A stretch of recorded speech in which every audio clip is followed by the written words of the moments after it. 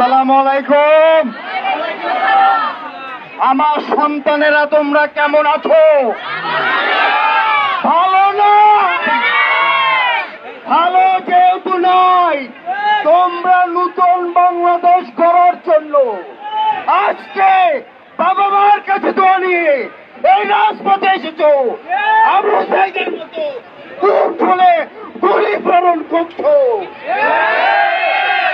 আমার 100 টাকায় শিক্ষাখাতের বরাদ্দ বাদ দিয়ে গুলি কিনে ওই ভারতীয় রয়ে আছেন এখানে বাস্তবায়ন করার জন্য তুমি শহীদের রক্তের উপর দাঁড়িয়ে এই মুক্তিযোদ্ধাদের সাথে বেইমানি করে আজকে আমার সন্তানের উপরে তুমি গুলি করছো।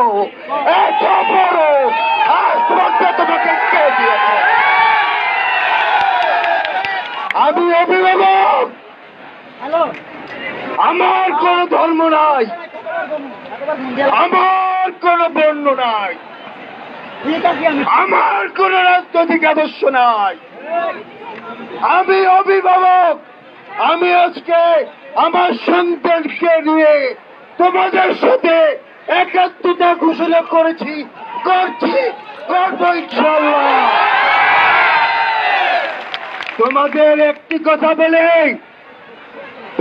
তোমরা কি রয়্যাল এজেন্ডায় বাংলাদেশে বাস্তবায়ন করতে দিবা?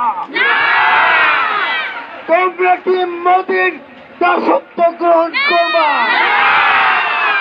তোমরা কি ভারতের দালাল হবা? যদি না হও, হুঁশিয়ার করে দিচ্ছে এই আশেপাশে ছাত্রলীগ যুবলীগ তোমরা বসে আছো। আমি অভিভাবক হিসাবে এখনো হুকুম দিতে পারি না। তোমরা সাবধান হয়ে যাও, নতুন বাংলাদেশে তোমাদের কোন স্থান হবে না ইনশাআল্লাহ। এক দফা, এক দফা